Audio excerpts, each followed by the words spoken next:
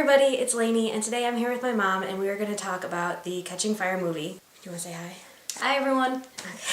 Okay. We just saw Catching Fire last night, and it was the second time for me, but the first time for my mom, and she hasn't read the book, so I thought it'd be more interesting to have a discussion about the movie with someone who has read the books like I have, and someone who has not read the books like my mom has. We saw the first one when it first came out, and then we've also seen it a couple more times after because I have the DVD. And Oh, that's right. yeah. So she's seen it a couple times, though. I think the summer. We watched it over the summer. Mm-hmm. Yeah. First, we'll start with our overall impression of the movie. So, what was your overall impression about the movie? I thought it was great. I think it ended with a really good at a really good suspenseful moment. It was right when my mind started to going, how it all tied together. Because then I started to realize, oh, so that's why some of the tributes said what they said. And so what I thought about the movie, I thought it was like the greatest book-to-movie adaptation that I have seen so far. I thought it took away some of the things from the book that was necessary to be away, that we didn't really need necessary in the movie, and they kept some things in the movie that I'm really glad. I also really liked, they actually kept a lot of the same lines from the book, and they made that into the dialogue of the movie, which I really liked. I had a few questions. I kind of felt like they didn't explain the Gamekeeper enough. How the Gamekeeper died in the because you said to me, this is when I leaned over she to didn't. She forgot who Seneca Crane was, so she didn't understand when Katniss put the dummy of Seneca Crane's name on it. In the end of the first movie, he was the one who let them both live, instead of only one tribute can live. See, the Game Maker is an important part of the books and the movies, but we don't ever really see him at all. He let them live, so then President Snow made him eat the poison berries. Okay, who was the character who was the Gamekeeper in the first one? What was that person's name? Real name, actor. Wes Bentley. Okay, and he had like divots shaved into his head. Yeah, and he had like an elaborate beard. Then I remembered, and I kind of remembered him once, what's the new guy's name? Plutarch Heavensby. Okay, once the new Gamekeeper went into the White Room with all the controls, then it all came back to me. Oh, that's who the Gamekeeper was. And I kind of felt like maybe if I had read the book, that I would have been able to flow it a little bit better. I thought there was a big disconnect there. At least for me, there was. I felt like the directors and producers just assumed that the audience knew. The angst of the revolution, I kind of wanted that explained a little bit more, as well as Effie and the relationship she now has with the three of them. Mm-hmm. See, that was actually expanded in the movie, because in the book, we know that Effie cares about them, but she doesn't care about them that much. It was a lot because more... I really felt it. Like her putting gold in her hair and giving them each a little token. Like, she did that in the book, but, like, I think Elizabeth Banks, the actress, brought more to Effie's character than it was brought to in the book. Okay, and so maybe that's why they didn't. I felt like I just wanted a little bit more about the Effie character, because I kind of thought from the first movie to the second movie she became more warm and more caring towards the tributes that were assigned to her, and I didn't understand it. I'm not good at this. I'm really good at editing stuff out. I also wanted to know what happened to the fashion designer's Senna. Yeah, I thought for sure as she was gonna go up the tube that maybe he was gonna get shot, and then I would have known. So I'm kind of left with, is he coming back? In the book, that's how it happened. Like, they just like beat him up and then they took him away, and we didn't know really what happened to him. But yeah, because I feel like he could dies. be. Oh, he's dead. Oh, so he doesn't come back again. What's her name? Katniss. Yes, I'm sorry. Katniss. Katniss does not want to be part of the whole revolution. I get that. She didn't want to be a leader. She didn't want to be the one inspiring everyone. And it was like everybody else was pushing her towards that. So I do like that about her character, because she's finally realizing it was her that is that's inspiring everybody. I turned to you in the movie and I said, I think I want to read the third book now. And she doesn't like reading like these kind of books. No, it doesn't. No. Like Harry Potter. definitely no. Are you Team Peeta or are you Team Gale? I feel like I don't have enough invested in Gale yet. I'm always Team Peeta. But I will admit, this is like the only love triangle where I genuinely feel bad for Gale. Like Edward and Jacob in Twilight. Yeah. I didn't really care about Jacob. But He does look good with his shirt off. But I did feel really bad for Gale. But I'm still Team Peeta. I really like the idea that they started to show her falling for Peeta. In the end, I think Peeta's love, I hope, wins out because he is clearly the one who's devoted to her. Let's talk about the new characters that were introduced into this movie. So let's start with Finnick first. What do you think of Finnick? I thought for sure that he was going to be Evil? okay. I had a different word in mind, but I thought he was going to be, What? of the movie. Who was the old lady again? I felt Mads. I know, but who was she? She was the mentor. Like how Haymitch is the mentor of Katniss and Peeta. Oh. Mads was Finnick's mentor. I loved Finnick. I thought he was great. But it's because I read the book, so I was like totally expecting him. I just think he was perfect. I did too. And his smile was like, Yeah, the movie did a good job of making him earn the audience's trust. To know that he was in on the plan to save Katniss and to save Peeta. That was great.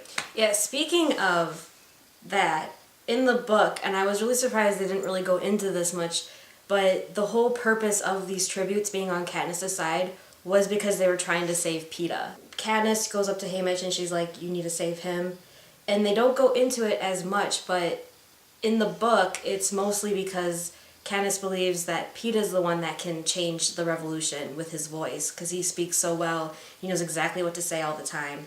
So that's why Finnick revives him, because they're all trying to save Peeta. Katniss wants to save Peeta. She's ready to die because she wants Peeta the one to win. Why? I didn't get that. I felt like I was surprised that she wanted him when she didn't love him or anything at that point. And she's going to... Well, I think that shows her feelings. Like, she doesn't understand how much she really loves him. That's my opinion. And the monkeys, like that meth addict from District 6 sacrificed herself for Peeta. Yeah. That was also... that was now kind of a clue. I felt because especially when they brought it back up again and they said that someone... Like, they were all trying to save Peeta. But they didn't show that in the movie at all, which I thought was interesting. Maybe it's because this is Katniss' story and not Peeta's for the movies. But a lot of Peeta's character development from the book was kind of left out in the movie, I thought. Because he's the one that snapped Katniss and Haymitch into gear when they found out that the 75th Quarter Quell was going to be reaped from the existing pool of victors. He's the one that's we need to train, we need to do this is what we have to do. He was and they didn't show that at all in the movie, which I was kind of disappointed at, but that's just because I really love Peeta. Joanna, I was kind of meh. From District 7. She was the one with the lumber. She's the one that got naked in the... Oh yeah, the one that I think was Matilda? Yeah. Okay. She's not Matilda. She looks like Matilda. I did not like her. I was okay about her in the books. I didn't really care about her or against her. But I think in the movie, they completely transformed that character. I love Joanna in the movie. Oh yeah, I think that was a very strong character, and I did not see that coming. When she tried to cut Katniss and how they explained that was getting the tracker out, I thought that was genius. And then my mind started going this is all a little too much or something. I just didn't think. But what I don't understand is when that big spaceship came down and scooped up Katniss and took her up, and they were the good guys in there, how did they get in? Did they know she was going to destroy the arena and they were going to have an opportunity? That's what kind of Miss BT was trying to destroy the force field with that little knife thing. Remember when she came up and ran up to him and he was being electrocuted? He was trying to break the force field. That was the whole plan. It was to break the force field. That's why he had the wire. That's why So that's why there was a tree, because Plutarch ended up being with them all along. Who's Plutarch? Philip Seymour Hoffman. Oh, okay. Yeah, yeah. Okay. You turned to me right towards the end and you said, is he double-crossing President Snow? I want to know why you thought he was double-crossing President Snow. Because at the beginning, it seemed like he was double-crossing Because, you know, when Katniss. when they were dancing... Yeah, and he said, you'll see me again. Yeah, but in the book, and this is why I think a lot of fans are disappointed with, was that he actually had, like, his watch, and he's like, oh, it's almost midnight, I should probably go. And he, like, kind of shows her the face of and it has a Mockingjay on it. Oh. So, like, in the book, you were like, why does he have a Mockingjay? Like, that doesn't make sense. Like, is he with them, or is he with... Well, but then they must have done a good job. Yeah, I think they cut that out, because I totally thought, okay, he seems like when he was at that party with her, like, oh, he's on her side. But then when he went and talked to President Snow, I was like... I loved those scenes. Yeah, but then I was like, oh, he's double-crossing Katniss.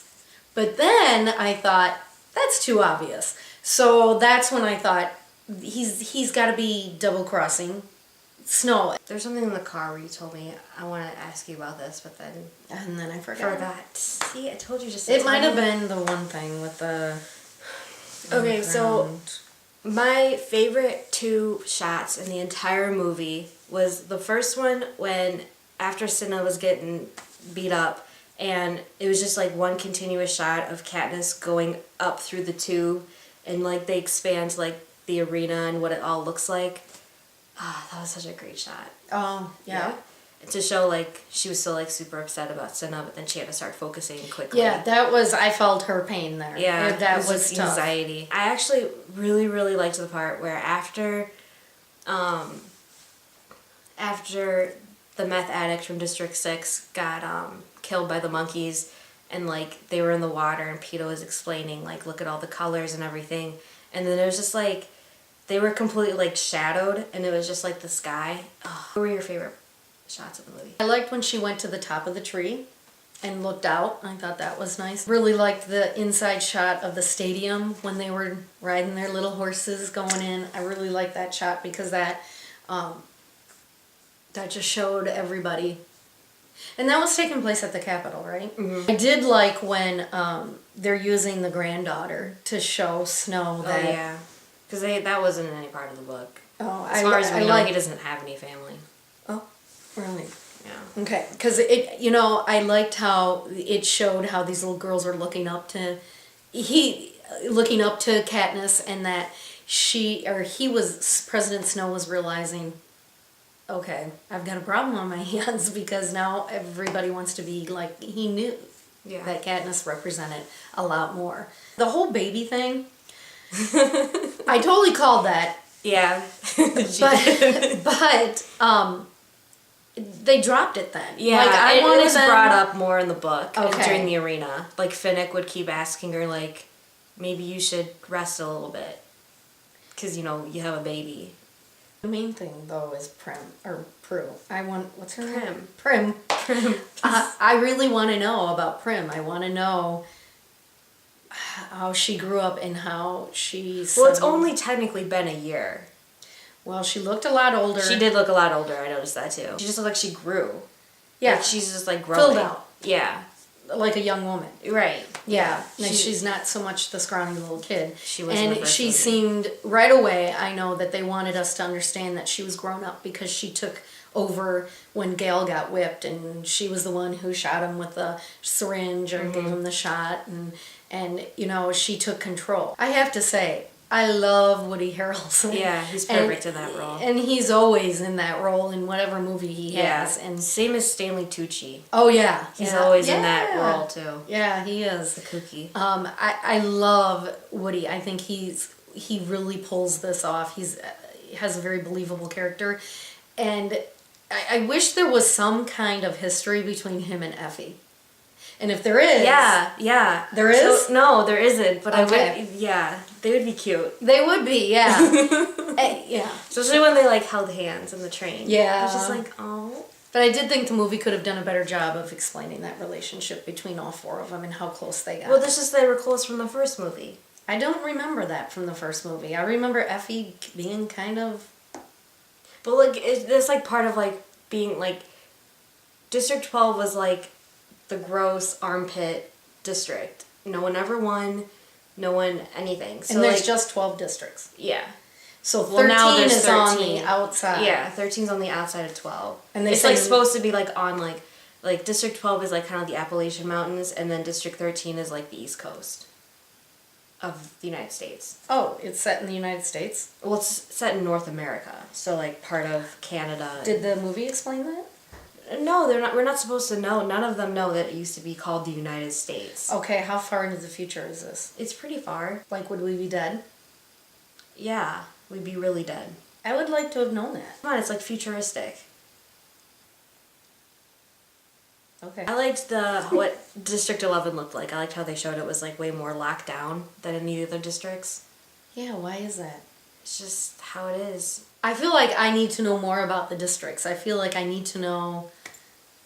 I want an official map. I want to know where we would fall in the districts. I'm guessing we'd be livestock or farming. Agriculture. Oh, you mean in Iowa? Yeah. Oh. I can't wait for the next movie, and I want to read the third book now because I can't wait. And I didn't feel that way after you took me to The first one? no the Twilight series. Oh, yeah. I'm like, yeah, I'll just wait until the next movie. So I never felt the need I had to read that book. This really captured my attention.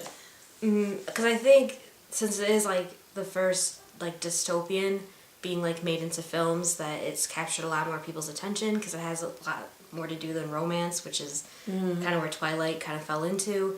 But romance, it has drives the entire story. Yeah, but it's like in the background. Like you know it's there, but it's not the sole focus. But if you think about it, every decision is made Yeah. because of romance in this movie. Yeah, but I guess there's more things going on. Like there's things going on with the Capitol and the government, Right, and conspiracy and everything Yeah. like that, which is a lot more interesting than Twilight. I'm not gonna bash Twilight because I don't want people mad. No, everybody hates Twilight. Oh, Catching Fire is good because there's so much more to talk about. Okay, so that's it for our discussion on Catching Fire, the movie, and thank you for watching it, and I will see you guys later. Bye! Bye. Hope we didn't bore you too much. I'll edit it to make it funny. Okay. I just... That is nasty. Go put it. Yuck! Okay. Ouch, that really hurt. You don't have lips on. They did it weird though. No, it was just like, it's goodbye. That's what it means. Okay. Do you know that? I thought it meant thank you for your service. Hi everybody, it's Lainey, and today I'm here with my mom, Jenny. Should I say her name? Sure. But when are they bringing back Cloverfield? Cloverfield? Yes, I want the round 2 of Cloverfield. Girl. You have to sit up, otherwise you look like a hermit with no neck. Okay.